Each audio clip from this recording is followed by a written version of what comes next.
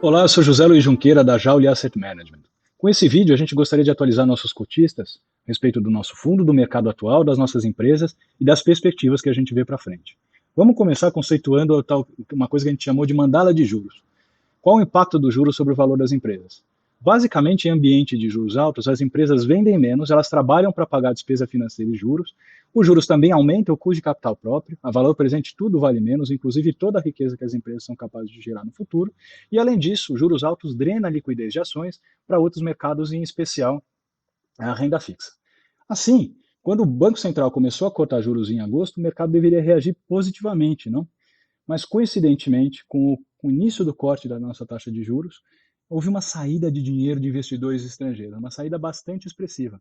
Isso pressionou a liquidez e, sem dúvida, derrubou bastante o nosso mercado. Essa saída não foi porque o Banco Central começou a cortar juros, mas por uma dinâmica exatamente contrária do que está acontecendo nos Estados Unidos, onde o Banco Central americano, o Fed, está aumentando a taxa de juros, está apertando a economia por lá. O que a gente gosta de dizer para todos os nossos cotistas é que a nossa estratégia depende de investir em empresas, comprar negócios. E as nossas empresas estão crescendo enquanto a cota não reage.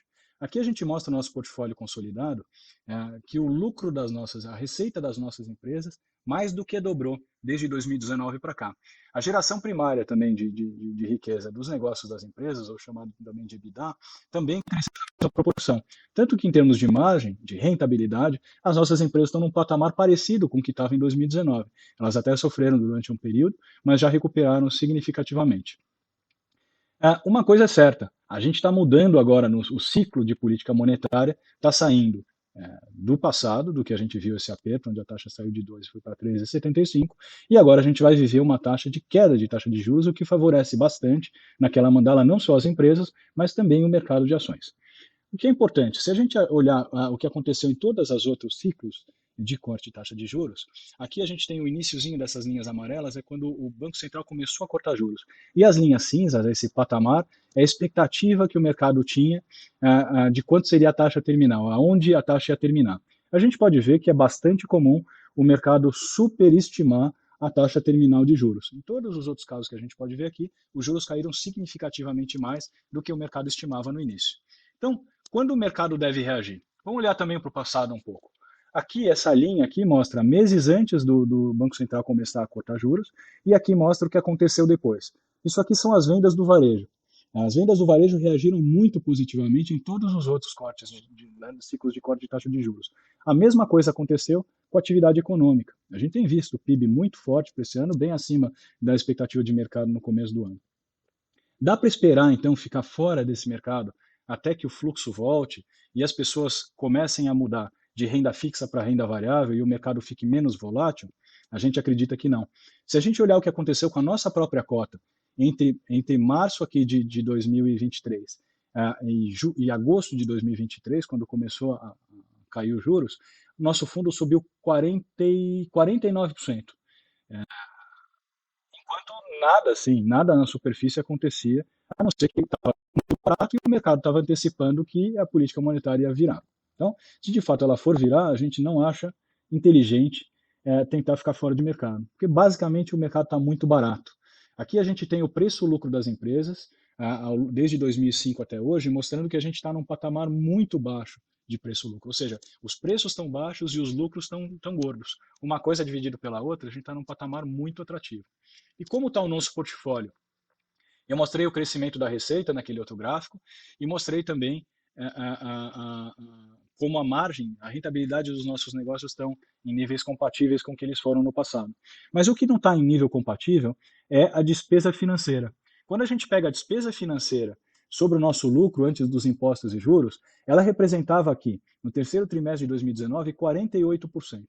Então, 48% do lucro antes dos impostos e juros era consumido pela despesa financeira. E agora, com juros muito mais altos, né, a despesa financeira consome 73%. O que significa isso? Significa que a gente tem 25% a mais de rentabilidade no lucro líquido, ou seja, a margem líquida pode subir aqui até 25% se a taxa de juros cair, voltar para patamares equivalentes ao que ela era no passado. O que isso, uma outra coisa que isso aqui mostra é o seguinte: se de uma base 100, 73% hoje é consumido pela despesa financeira, significa que hoje sobra só 27%. Se sobrar 25% a mais, isso significa que o nosso lucro quase dobra. O lucro das nossas empresas quase dobra como efeito dessa queda da taxa de juros. Isso é uma coisa que deve acontecer, portanto, um processo natural que deve ser capturado pelas nossas empresas no futuro próximo. Novamente, aqui o que a gente espera é dessa vez uma ação virtuosa daquela mandala de juros. Eu acho que um dos melhores exemplos do que aconteceu com o nosso portfólio consolidado é o caso da 3R. A 3R, numa das nossas maiores posições, saiu de uma produção em 2020 de coisa de 8.500 barris para 45 mil barris no segundo trimestre de 2023. E ela pode crescer e atingir 96 mil barris com os poços existentes até 2027. O petróleo saiu de 50 para mais de 90 dólares e a ação absolutamente não reagiu. Bom, como o momento externo, especialmente Estados Unidos, tem sido grande protagonista do que tem acontecido por aqui nos últimos meses, eu vou usar os próximos 3 minutos para tentar explicar o que está se passando por lá. E eu tenho certeza que a grande maioria de vocês nunca ouviu falar na dimensão do que se passou nos Estados Unidos nos últimos anos. Os Estados Unidos precisam hoje passar pelas consequências da bonança em que eles viveram nos últimos anos. Mas todos esses problemas aumentam as incertezas, porque os bancos centrais são muito acostumados a lidar com a inflação de demanda. Mas dessa vez a pressão é diferente. Agora é uma pressão de oferta, principalmente do mercado de trabalho mais apertado.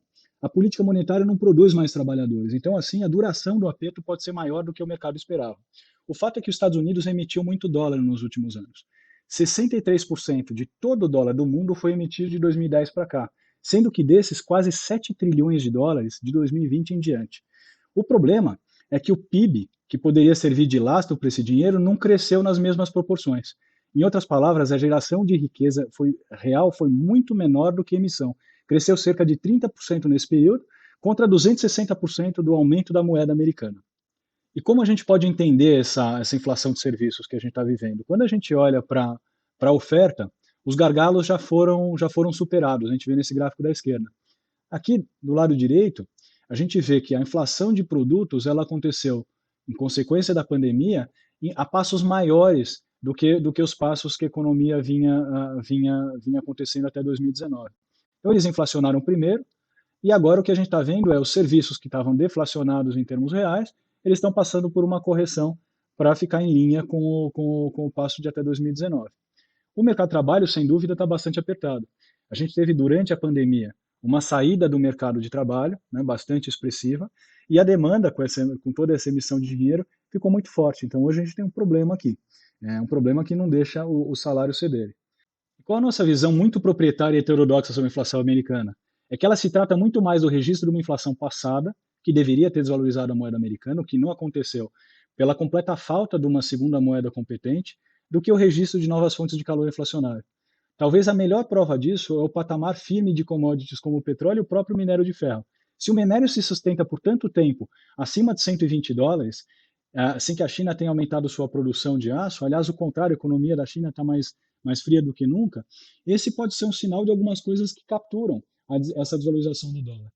E a gente também não acha que, pelo momento, a alta do petróleo tem uma relevância muito grande na inflação americana.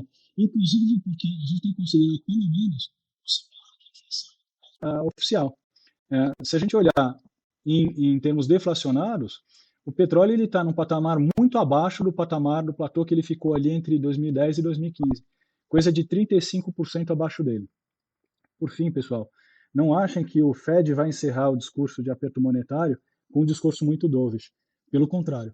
Pessoal, para fechar o nosso vídeo, o que acontece nos Estados Unidos não é nenhuma tragédia. O Fed está atento e fazendo o aperto necessário. Há mais de 400 PhDs em economia trabalhando no Fed.